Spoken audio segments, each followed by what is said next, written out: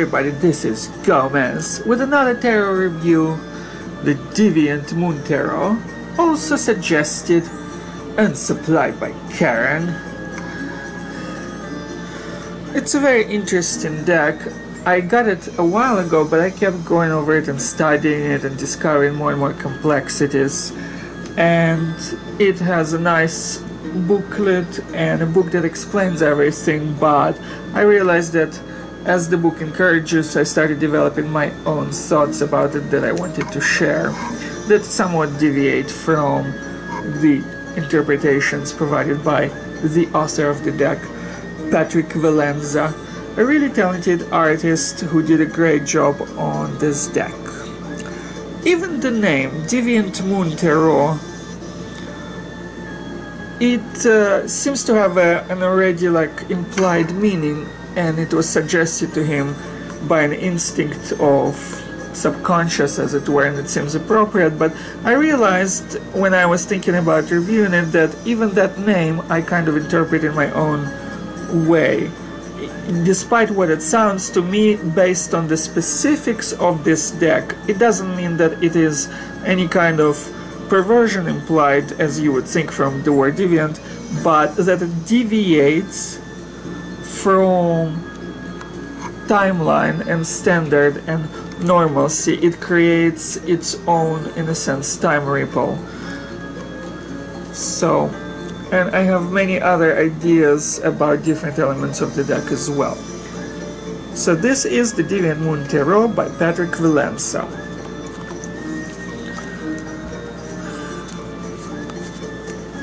It has really developed artwork, even though many of the images he developed as a child, he later refined them, and you can tell by the great color work here.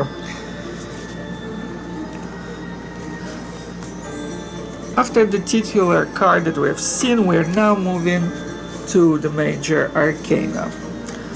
And my approach to analyzing tarot is simple. I first look at how this deck, if it's supposed to be in the Rider-Waite system, is different from the traditional Rider-Waite correspondences. What makes it stand out? And then, to make it even more specific, I see which peculiarities go from card to card. So here we see this very specialized Fool. And my approach says, well, the Fool is usually, you would see him carrying a bag. You would see him maybe between two timelines, the past and the present. But he's carrying something from the past with him into the present, and he is affected by what he brings. The sack on his bags, on his back usually represents what he brings with him. And in this case, it is similar that the Fool is, other than not being quite human looking, because that's Deviant Moon specialty, he is also frozen in that position of between past and present. He is in between motion. But what makes him special here are the two fishes, because usually on a Fool you see only one creature. It is often a cat or a dog. In some cases, with my many fantastical decks, there could be a fantastical creature like a dragon or a griffin biting his foot as a sign of warning that he should proceed with caution and not let recklessness or ignorance overwhelm him. Here instead we see those two monstrous fishes, and those fish, they recur within several cards, so I would consider them a recurrent motif. And it is special and unique to this deck, and also to some dream decks actually.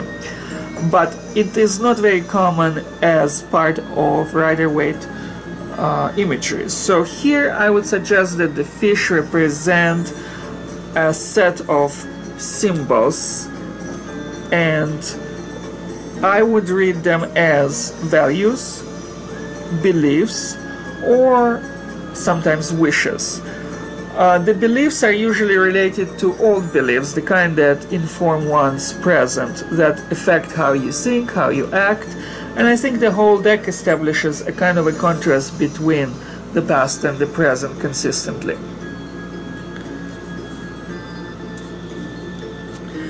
Another interesting feature here is that the fish, their movement here out of the water creates a sort of two corresponding ripples.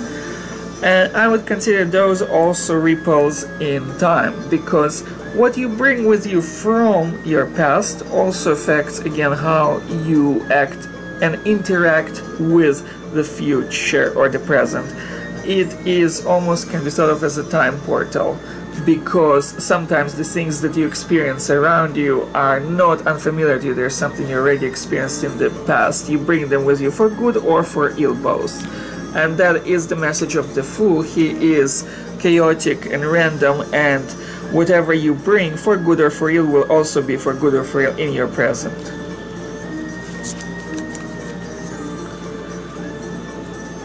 Following with my approach to tarot, I analyze this Magician card. So normally we see the Magician controlling the four elements, but of course normal magicians are often shown, even if they are a kind of a mystical creature. Sometimes I see it as an angel or a monster or what have you, depending on the nature of the deck, but always they are standing apart from the four elements. And here we see an interesting feature that I like, that the Magician has an arm. For each of the elements there is a corresponding arm that's allowed to use the particular element. And it's almost as if the elements become a part of the Magician. They're not outside as they would normally be, they're kind of internalized. And I take that to mean that the tools that you have, you are able to use as a magician.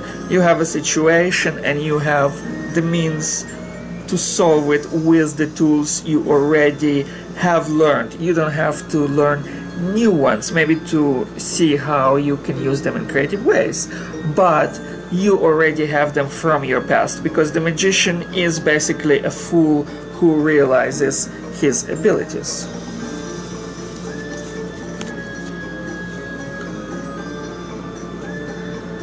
The High Priestess is often somebody who is found sitting between the two pillars of knowledge and wisdom, Bet and Gimel, the Hebrew letters associated with her based on Kabbalistic correspondences. Here instead we see also two, but they're not pillars, but her own very wings. And to me this card, the High Priestess here, is again consistently representing the theme of the deck. I previously reviewed the deck, the Tarot of the Spirit Realm, where all the influences there were sort of paranormal, supernatural. It's somebody who exists in a body but is affected by intangible substances. Here there is a similar aspect, only the intangible substance is represented by the subconscious. So it is more inside than it is outside. And we can see that the High Priestess is experiencing that moment where her own wings are part of her, kind of like an elephant trunk that he can use that was formed from his own bones. So here the wings are similarly calcified. It's interesting that normal High Priestesses have a neutral enough expression where this one does not feel like she's entirely neutral. She's kind of angry, resentful. It is probably an aspect of her disenchantment in part with the real world.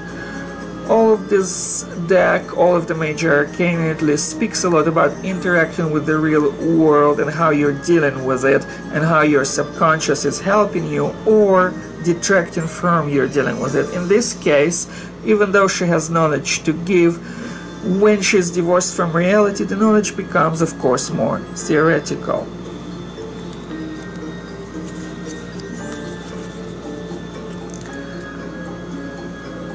The Empress is appropriately associated here with growth and blooming, but again, here the growth likewise is internalized. The green things we see coming out from underneath her, the assumed vine is not simple, it's not something that she just controls, it is also part of her. So the Empress has the mastery over the element of growth and fertility and creativity. But even more interesting that is specific to this deck, I think, is that she has this red flower that will also recur through other cards, including the card of the moon itself. And this flower likely represents the culmination of the Empress's efforts.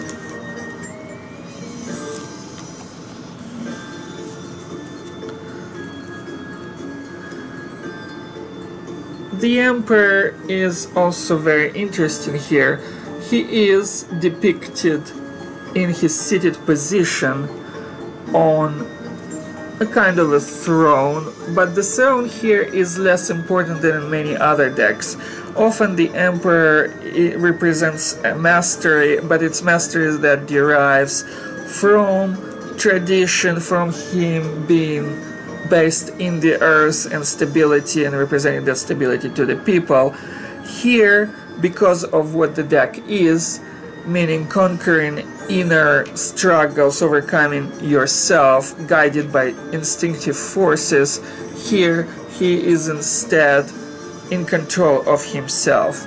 And you can see that by the fact that he is using his clawed foot to hold this cute little demon.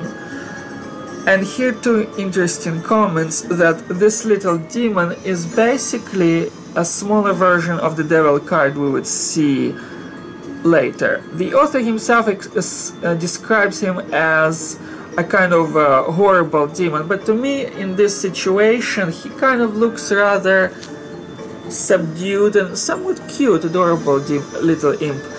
And the reason he is so cute, I think, is because the Emperor has the means to conquer him. As a secondary note, the Emperor here is using his clawed foot to hold on to the demon.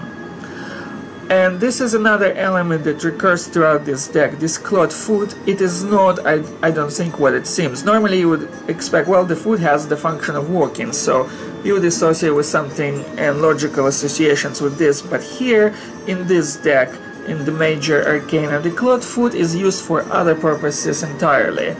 It is sometimes holding somebody psychologically, it is sometimes conquering something, as the Emperor is doing here. Sometimes you would see it later in the Temperance card, where it's restraining somebody. So the foot is performing very interesting functions that are not usual, and that would be a peculiarity I would play with when interpreting this card.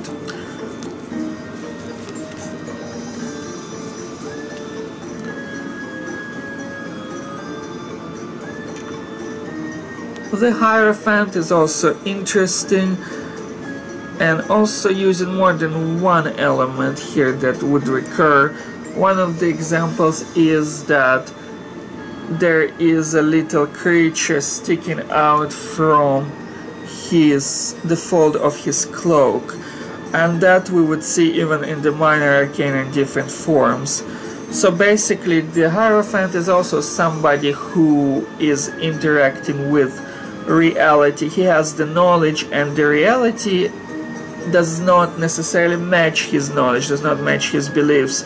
That's why he also has this big wing in the background. It represents the fact that his belief is static, non-evolving, that he has no true means to understand reality. It's like a priest that would be trying to teach you about sex without having any intimate knowledge of it himself. All of his knowledge would be theoretical, and your questions could not be answered because the Hierophant is divorced from reality, like his counterpart, the High Priestess.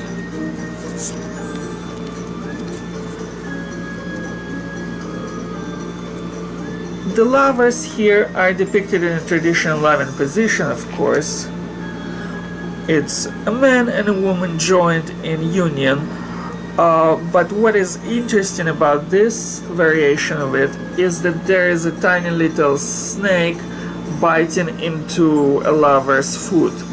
And this is more reminiscent of how generally the fool is depicted, because as we mentioned earlier, most of the fools are depicted with some kind of an animal biting into their foot. The author interprets the snake as saying that the lovers are blind to the reality, which is consistent with the deck. But another possibility that I would mention is that to connect it to the fool, perhaps the lovers are, just like the fool, oblivious to what is happening. The snake might be seen as paralyzing them, but it is also might be seen as a sign of caution. After all, when I see a snake around, I try to stay away from it because common sense dictates that it might bite me. So it is a sign of warning and not just being paralyzed. So that is my take on the lovers.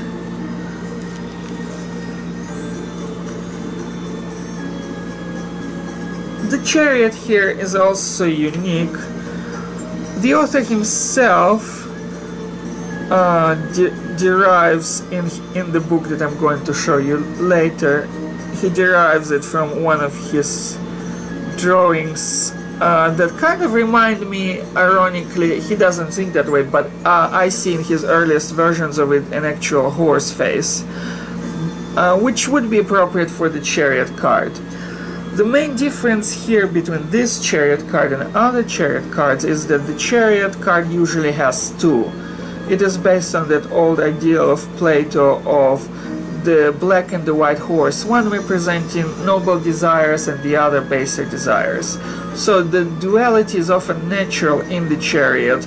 It represents the balance, you can move in this or that direction, but here, with it being just a single entity here, I would suggest that it represents a kind of a focused movement instead. There is no good desire and bad desire. There is a focus that could lead to good things and accomplishments, or focus that could become obsessive in the reverse position and then detract from whatever it is you're trying to accomplish, make it less fun.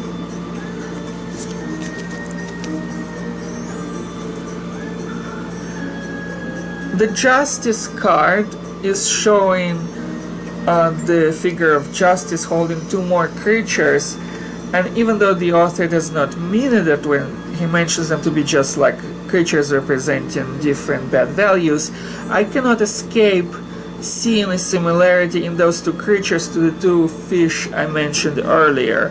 To me, they're just another version of them, which metamorphosis. It's like if your values are no longer serving them, if you're thinking, well, I am a nice guy slash girl slash something else, and I don't get anything out of it. Maybe my values, maybe I'm misapplying them, maybe my large heart is not serving me, maybe I should be discriminating more. So this is to me the kind of discrimination where those fish are changed into something, transfigured into something that they're not supposed to be, and that needs to be reevaluated. What values do you have?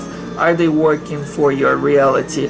Do you want to become like the Hierophant who only lives a theoretical life and whose values do not match his best or his or her best interest? So those two creatures, I would consider them also maybe wishes that are gone wrong, maybe some self-limitation, maybe false dreams that are not supposed to be accomplished in reality.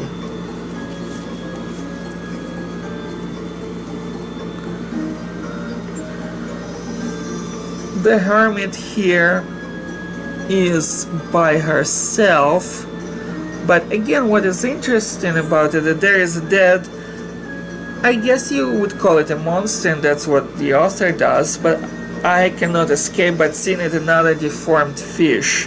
I see in the Hermit somebody who realized that their values, their ideas do not match reality, and in this specific case they were not able to cope with it, which is indicated by the fact that they're trying to cover their eyes with a clawed hand. All of this deformity is because something did not work out. I had certain expectations and now look what happened. So I have to re-evaluate anything. So it's almost like the Hermit is listening to the lessons learned by the Justice card that we've seen earlier. And again, the Hermit here is different from the other decks because we see the Hermit in a basic either Saint Jerome figure that retreats into the wilderness, or a kind of an Odinistic figure that is a traveler that enjoys the exploits and the learning and the adventure. Here it is an act of horror, it is an act of admission. It's not like I'm going to bring light to others and explain my knowledge. No, I'm retreating, I'm an actual hermit. I cannot handle seeing what is happening and how it frustrates me, so I have to retreat. So this is a different hermit than you would see elsewhere.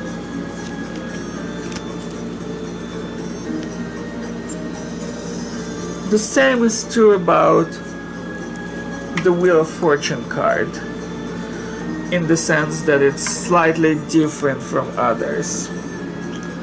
So here, the Wheel of Fortune is usually guided by two forces represented by two creatures. And they're supposed to represent the random, that good things happen to you, bad things happen to you outside of your control. Here it is not exactly so. There is a hand that is distinctly guiding the Wheel of Fortune itself. That is the hand of the psychic fortune teller. And it is done under the request of the person, the querent, who is sitting on a stool here. So basically what is happening is controllable. It is not necessarily directly obvious how, but it is the result of one's actions. Whatever you decide will have influence on what happens in the future, which is kind of what one would expect from a good reading, because nothing is determined and established and finalized until you make the right or the wrong choice that makes it definite. And nothing cannot be undone. And again we see at the helm those two fish, I think. They're slightly different, still, that's true, but still they are in that characteristic position where they are ready to swim even though there's no water. And I think here they also represent, since their mouths are open on both of the fish, it represents the adaptability of the value of the action, of what needs to be done to shape a better reality.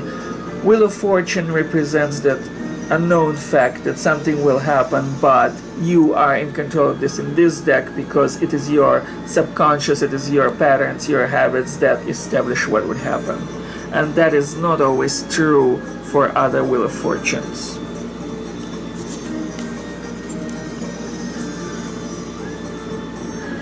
The Strength card here is also not exactly typical. We see a man conquering some kind of a beast by holding its mouth open entirely, and its mouth is incredibly toothy and it has a long tail, so it is just another, to my mind, a kind of deformed fish monster. What is more important is that in the Strength card we usually see a maiden who does not have to exert her power over the lion or similar beasts. The lion is subdues, surrenders to her charm. All she does is exerts power. There is a difference between strength and power. Strength allows you to overpower something, overcome it, to conquer it, but power allows you to rule it without necessarily directly using strength. It is a subtle difference. Most decks show that the person in charge is actually the gentler part, the virgin, the maiden, and the lion, who seems to be the stronger one, is actually under the control. It could represent control over emotions or situations or things that don't even seem to be controllable. But here, the person out-wrestles it instead with great force. So this makes it a slightly different kind of a strength card. And I would interpret his conquest as part of the struggle against himself. This is his ideal that has led him astray, and now, after seeing what it could do, he is ready to wrestle it, to conquer it, and to understand that he needs to readjust his values to match the greater benefit, to match what reality has been showing him instead. And that does take great strength and perseverance and power of will and what have you. Conquering yourself is maybe the hardest thing one can do. So that's why he is exerting so much effort to pry open the mouth of the ginormous fishy.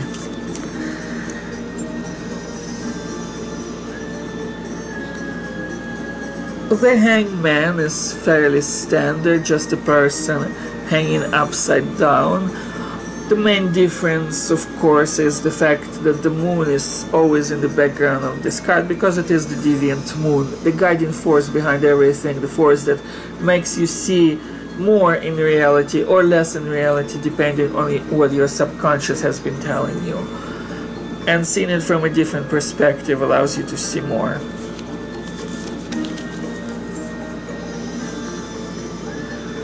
The Death card is very nice. It shows the function of the clawed foot that I have described earlier,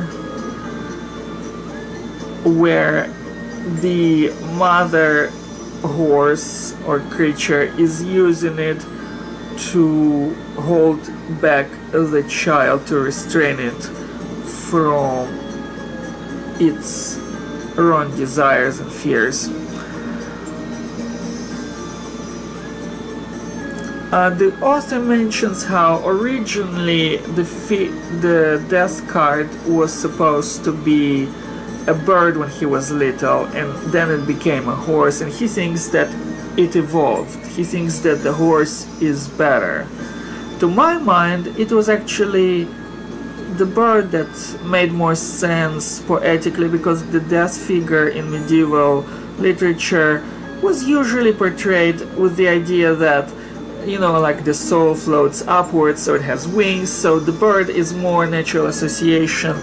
The horse makes it kind of more grounded and limited in a sense, so I prefer the bird. I think as a child many times he saw truer than as an adult, and he still did wonderfully in either case, but I think the raw talent of the child is in seeing the truth personally.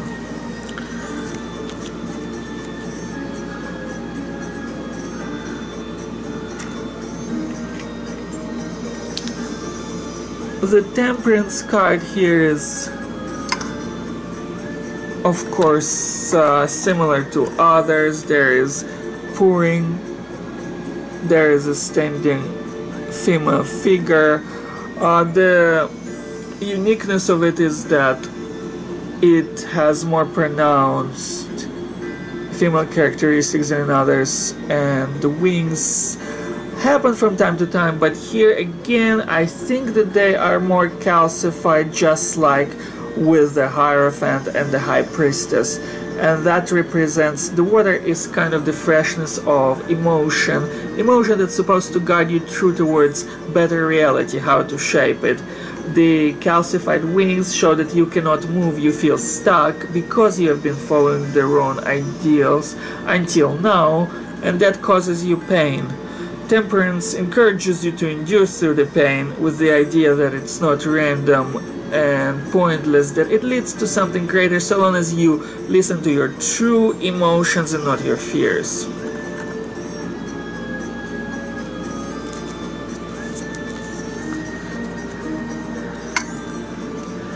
And then we come to the Devil figure. And the Devil figure here is special. I think most of the devil figures you would see a person tied to a devil, a single person, sometimes two people, representing how we're chained to our habits, desires. Here the devil is all by himself, and it's the smile of the devil that the author notices as its crucial feature. And in that sense, I would agree.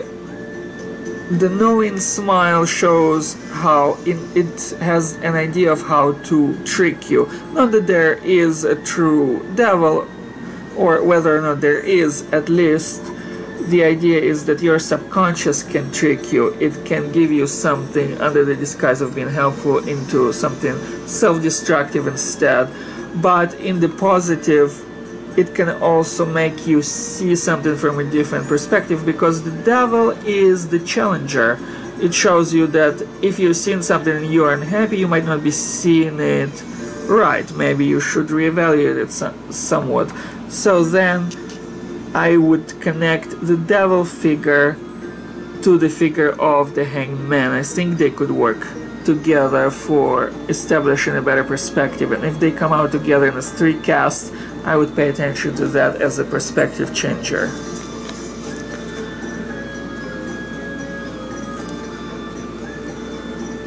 The tower here is perhaps the most typical of them all.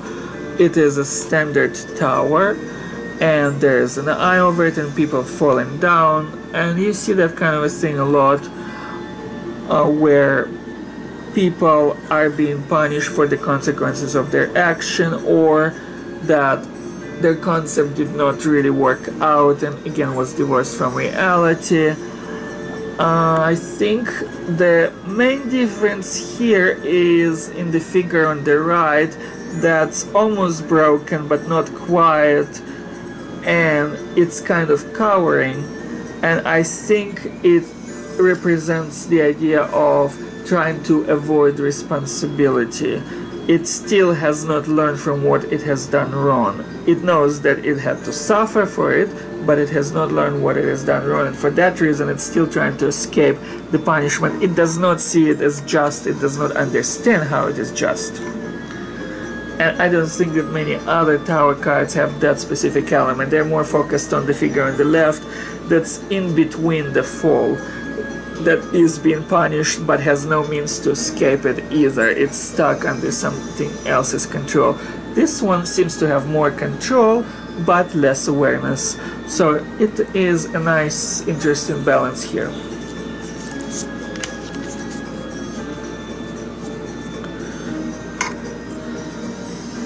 The star is fairly typical in the sense that there is something being poured, the traditional Aquarius symbology, only the head makes it very special. You can see, if you can see, something growing out of it like vines. So with that in mind, the idea could be that, well, the star is something that's guiding you, so good ideals, or in the case of something growing in you, it represents the hold of the past, for good or for ill again, where it informs some of your wishes and desires, and in reverse it would guide you astray. In the positive, it would guide you towards something you were always dreaming about.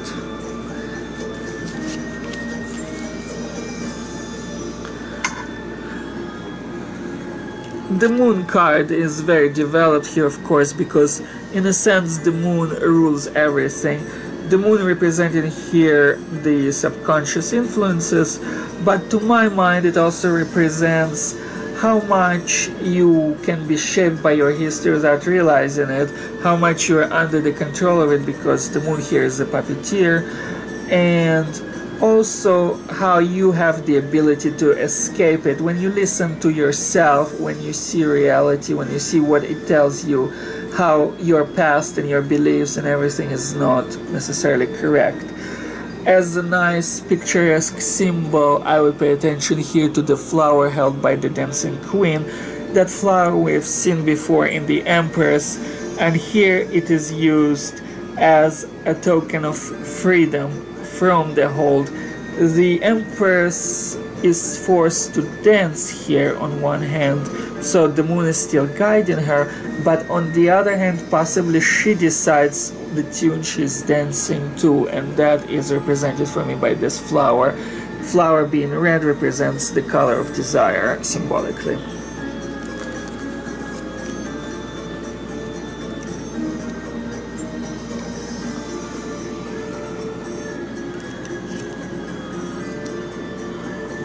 The judgment is somewhat standard because there is an angel using the horn. It is often in the judgment cards the angel Gabriel that's, according to lore, supposed to summon the dead from their graves and judge them and such, and here the figures are rising. But there is one interesting peculiarity here, that one of the figures is holding a kind of an animal that I would interpret, based on what I've seen in the Minor Arcana, to be another form of a cat. There are several cats in here representing different things. The author mentions his history with a dead cat named Fluffy that he was afraid of at first and then learned to like and draw and such. So I think it is another version of Fluffy here, and in this instance I would interpret it as the figure having an attachment that did not even pass with death. It's an attachment to an old ideal that it is refusing to discard. And sometimes that's what judgment is about. You cannot be who you are fully while still holding on to your old beliefs that no longer serve you. And it could feel like the universe itself, or the patterns, or the bad luck are judging you for it because things are not working out your way when you do.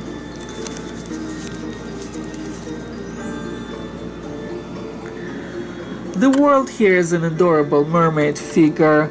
It's always some kind of a dancing figure, usually a dancing woman. I think most often what I see in the world card is a person holding just one item of power, with some exceptions of Hindu goddesses, but here the mermaid is holding two fire sticks, which represents a balance of sorts. It could represent, and of course here we see the ubiquitous fishes coming back to greet us. So, and also the two animals representing the emotional aspects that the mermaid has conquered. So all in all, it's a clear sign of duality.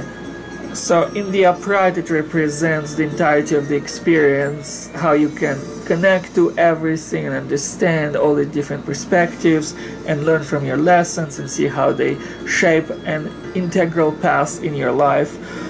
But in the negative, it could represent a state of emptiness where you don't understand what anything means and how you can transform yourself into a better person.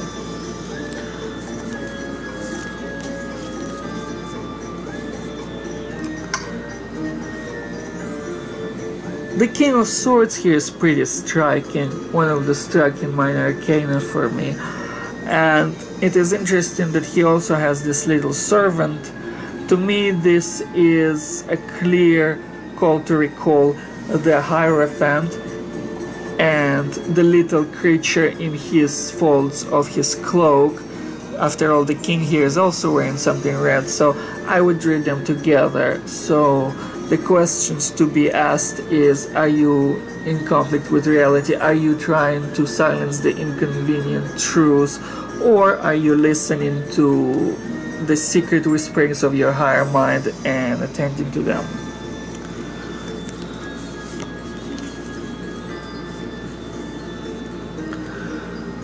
The queen here is holding two swords. There is a little bit of blood on the ground. All in all, I have seen those various elements appearing on other minor arcana cards.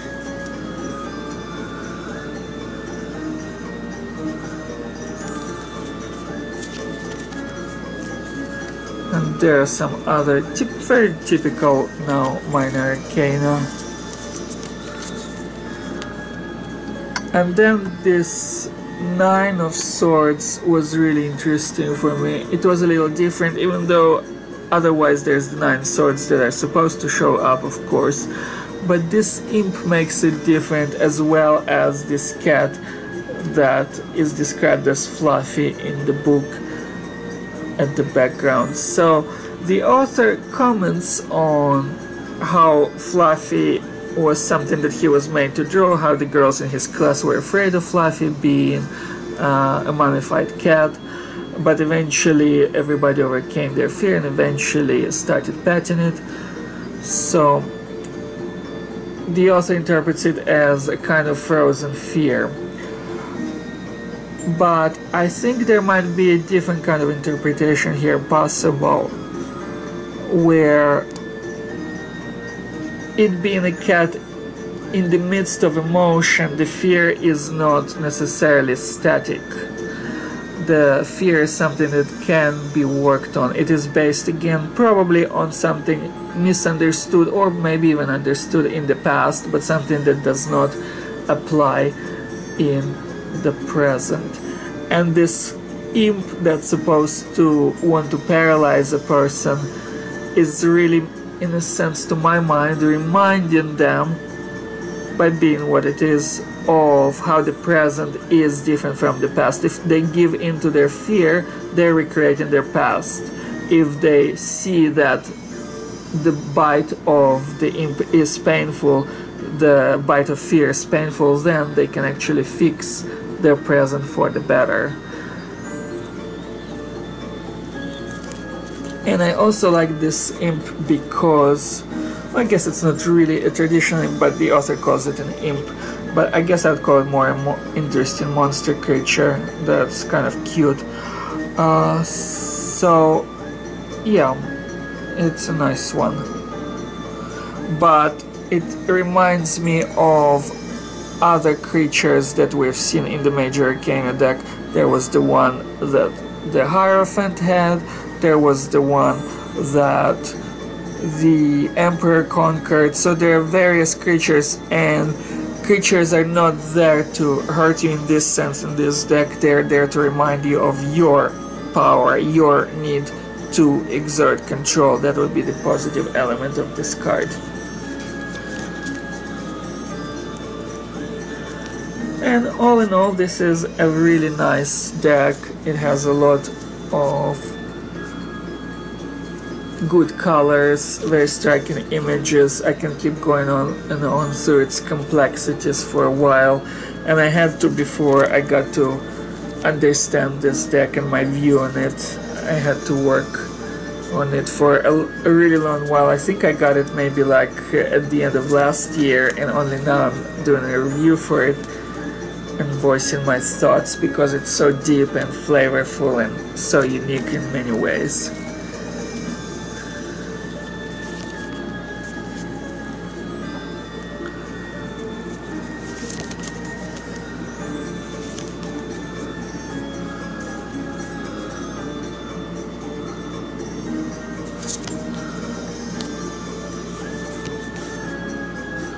That's an adorable one. That could be like one of those dream decks that I have where a sort of a dragonfly is riding a bug.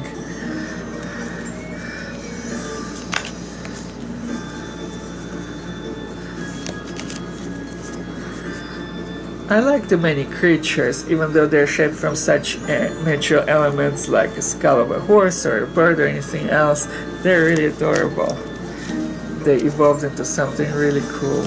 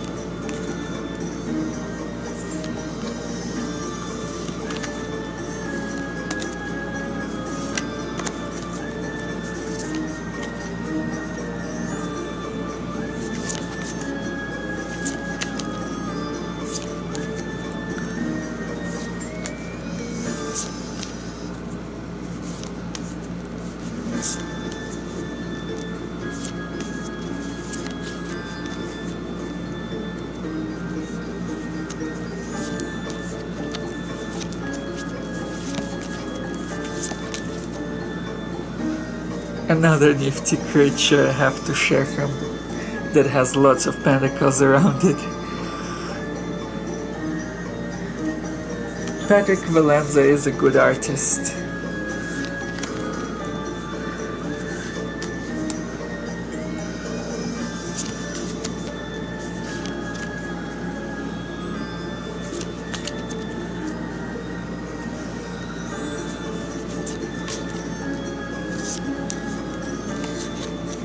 And finally we have a dragon, yeah.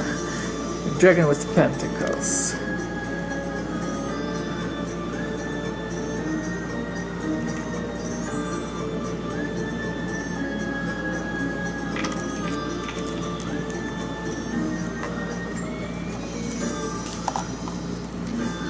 Here's the little booklet that comes with the deck itself.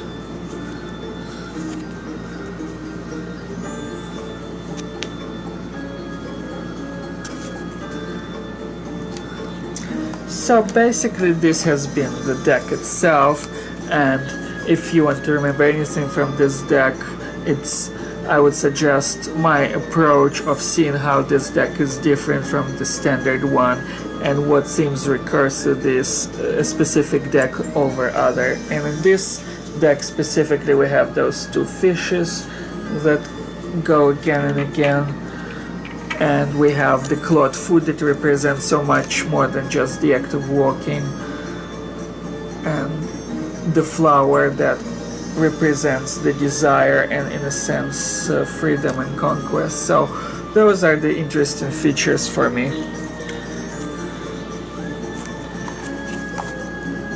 And now to the book itself. It's so sturdy, hardcover, very nice to read. The interesting thing about the book is that the author Patrick Valenza describes his experiences as a child, how he came to like tarot, what each card means for him, how he developed the early images and then how they evolved into later ones. And what I like about it the most is that he even encourages people to make their own interpretations, because in a sense it could be his personal story and there could be only one way to see it, and then this would have been too limiting. But I found myself seeing a different picture at many points of his narration. For example, the way he thinks about Fluffy I maybe disagree with, or the way, which is like that cat that I described, he sees it as a kind of, because of the position of the muscles being tense, that it's a static fear, and I see it as more dynamic because it's also in the midst of emotion. Or he sees the horse as the better death figure, where I see the bird as the better one because it's more uplifting and represents a better transition from one state to another. But it's just a matter of preference, of course, and it is perfectly fine to interpret, to see what he sees, to see if it works for you, to interpret it your own way. It's definitely very detailed. It talks even about the history of the tower and some other buildings that you see shown, like how some of them have history of being a real-life asylum. And it is a very thorough book. I would recommend it to augment your understanding, but you don't even have to rely on it, you don't have to buy it or to build your interpretation on it. You can just use intuition, and I showed you how roughly just going visually and having that idea to compare what is standard and what is different, and pay attention to the difference and use it wisely in your interpretation. So this has been Gomez of the Jekyllhydeclub with the Deviant Moon Tarot. Hope you like it. Until next time, stay tuned, there will be more reviews to come.